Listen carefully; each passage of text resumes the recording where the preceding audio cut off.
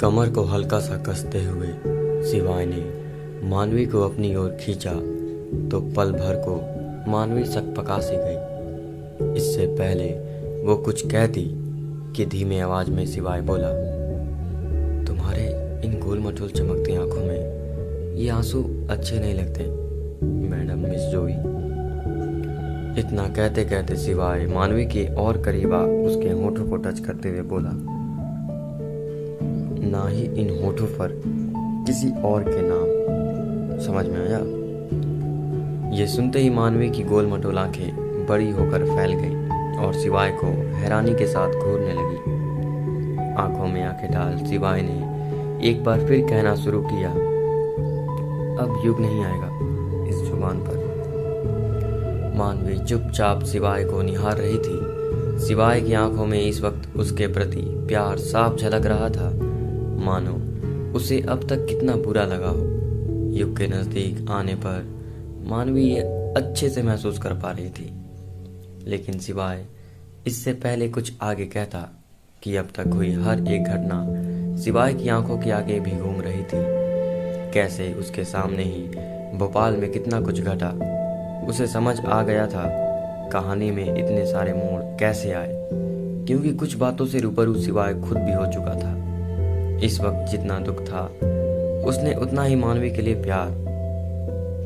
शिवाय के तेज पकड़ से कारण परेशान मानवी इशारे पर कुछ कहना ही चाहे कि तभी मानवी के चेहरे पर आते उसके बालों से लट को हल्का सा पीछे करते हुए शिवाय ने कहना शुरू किया, वो मैं ये कह रहा था कि क्या कह रहे थे? मानवी ने आहिस्ता से धीमी आवाज में पूछा। एक लंबी गहरी सांस लेते हुए शिवाय ने कहा, इस जुबान पर अब युग नहीं, शिवाय, सिर्फ शिवाय। शिवाय की ये कहते ही कुछ देर के लिए लॉबी में सन्नाटा पसर गया।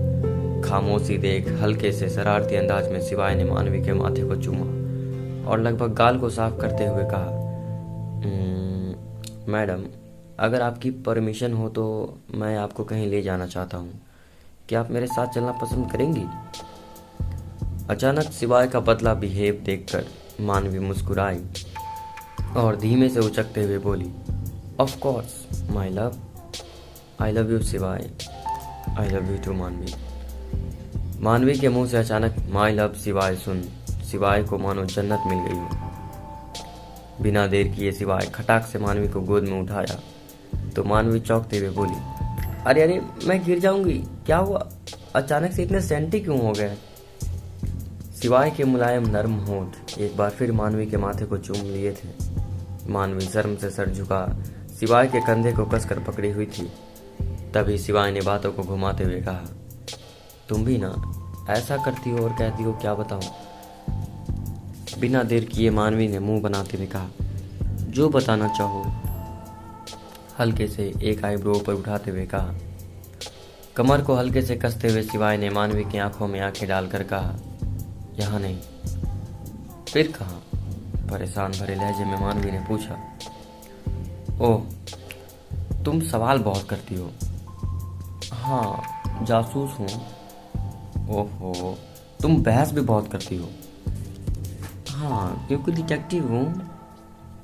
ये सुनकर शिवाय समझ चुका था कि मानवी ये सब जानबूझकर कह रही है।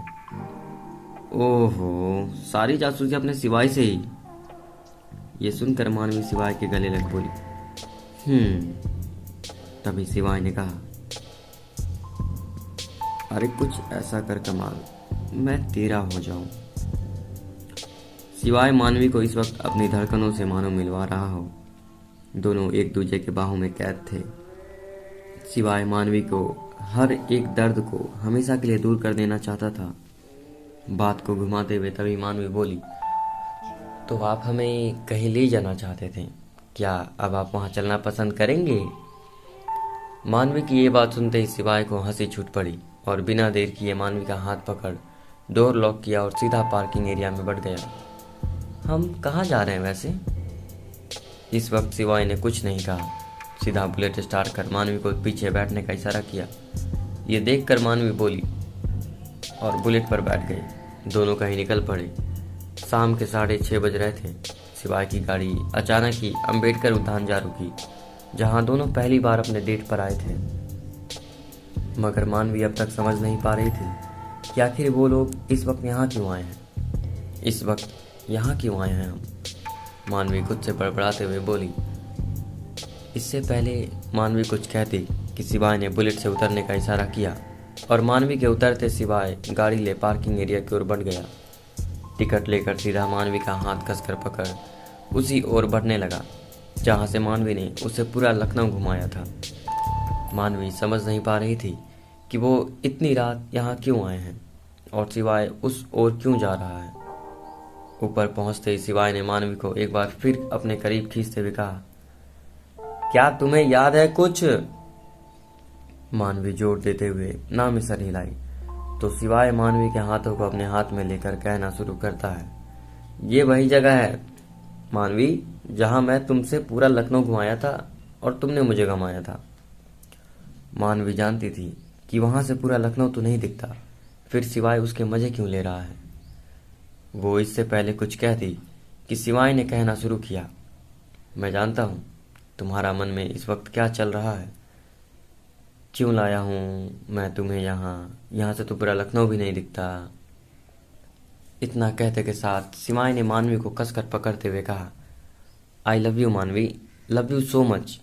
ये वही जगह है जहाँ से पूरा लखनऊ तो नहीं मगर तुम्हारा मेरे लिए प्यार पूरा दिखता है। सच कहूँ तो मैंने उस दिन जाना था कि मुझे अकेले नहीं तुम्हें भी प्यार हो रहा है मुझसे। टकटकी लगाए मानवी चुपचाप अपनी बड़ी बड़ी आंखों से सिवाय को घूर रही थी। दोनों के बीच से निकलती ठंडी गुलाबी हवाएं और भी रोमांचित हो रही थी। सिवाय मानवी की आंखों को देखते ही देखते पेंसिली किस करना शुरू कर देता है। अचानक यूं सिवाय को किस करना मानवी की आंखें मुंद गई। चाहकर भी वो कुछ नहीं कह पा रही थी। दोनों के बीच अचानक बढ़ती नजदीकियां शायद अब उन दोनों को ही समझ नहीं आ रही थी। धड़कन की मधोसियां बढ़ाती है नजदीकियां। एक बहाने से है, एक तू है बेखबर, बाकी सबको खबर है जहानों में। मानवी सिवाय को कसकर अब पेशेंसली किस कर रही थी, मानो इस वक्त दोनों एक दूसरे को जहन में उतार लेना चाहते हों। तेजी से बढ़ती नजदीकियां और ढलती शाम और ठंडी ठंडी हवाएं सब मानो प्यार में डूब जाना चाहते हों। कुछ देर रुककर सिवाय मानवी के गोद में उठाकर आहिस्ता से बोला, आई लव यू मानवी। इतना कहते के साथ सिवाय तेजी से गोल गोल घूमने लगा। मानवी के चेहरे पर पसरती लालिमा फैलती जा रही थी, मानो दुनिया मिल गई हो उसे। मानवी अपने नर्म हथेलियों से सिवाय के चेहरे को हल्का पकड़ सहला रही थी। इस वक्त क्या हो रहा था वे दोनों खुद नहीं जान रहे थे। शायद इसे ही प्यार कहते हैं। कब जुनून सर पर चढ़ जाए पता ही नहीं चलता। तभी पीछे से सीटी बजाते गार्ड उस ओर आया और चिल्लाते हुए बोला, ओ लाला मजनू, निकलो बाहर यहाँ से। सब बेघर के दिखते हो वरना पकड़ के अंदर कर देता। मगर इस वक्त उनका बोलना फालतू था। जिसे सुना था उन्हें तो इस वक्त अपने सिवा कुछ समझ नहीं आ रहा था। सिवाय अब तक मानवी को गोद में उठाए खड़ा था और मानवी अपने हथेली में सिवाय का चेहरा थामे उसे ही देखे जा रही थी। तभी तीखी सीटी की आवाज उनके चारों तरफ से बजने लगी। सीटी की तीखी आवाज सुनकर दोनों होश में आए तो सिवाय मानवी को गोद से उतार दिया। इधर इतने सारे गार्ड्स को देखकर मानवी डर चुकी थी। अब क्या होने वाला है? लेकिन सिवाय ने मानवी का हाथ कसकर पकड़ते हुए कहा, ये मेरी पत्नी है, क्या घूर रहे हो? अचानक ये सुनकर मानवी दंग थी। तभी गार्ड्स बोले, बीवी है तो रूम में रोमांस करो, पार्क में आने की क्या जरूरत है? चलो जुर्माना भरो, 2000 रुपये, जल्दी करो। ये सुनकर मानवी की आंखें पसर गई। 2000? वो कुछ कहने को हुई कि तभी सिवाय ने बड़ी आहिस्ता से बटुआ निकाला। मानवी सिवाय को देने से रोकना चाहती थी, लेकिन तभी सिवाय ने बटुए से नोट के बजाय अपना कार्ड निकाला और उन पांचों के आगे घुमा दिया। कार्ड पर नाम पढ़ते ही वे सकपका गए और सल्यूट कर कर बोले, सर, मगर यूं इस तरह। सिवाय ने बड़ी आराम से कहना शुरू किया, जब पूरे दिन और रात डिटेक्टिव रहूंगा तो अपनी बीवी को कब घुमाऊंगा, कब उसे समय दूंगा। खैर, और तुम सब ये अच्छा धंधा बनाए हो फाइन लगाने का।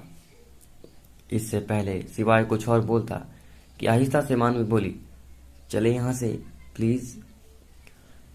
ये सुनकर सिवाय उन पांचों गार्ड को घूर कर बोला, जा रहा हूँ, मेरी बीवी को अब अच्छा नहीं लग रहा है यहाँ।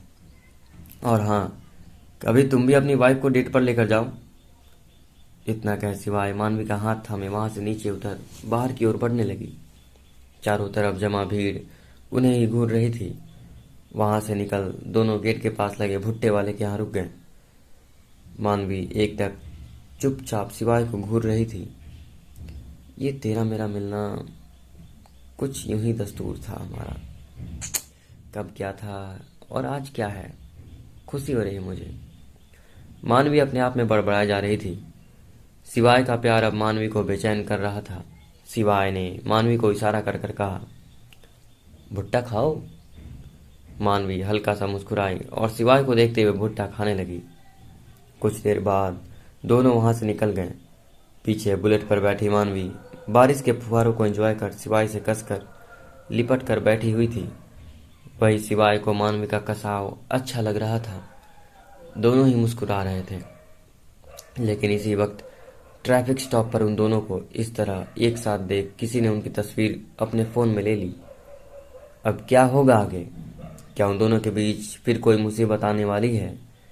वो कौन है जिसने ये तस्वीर ली? क्या होगा आगे जानने के लिए सुनते रहिए इस स्टोरी को। धन्यवाद।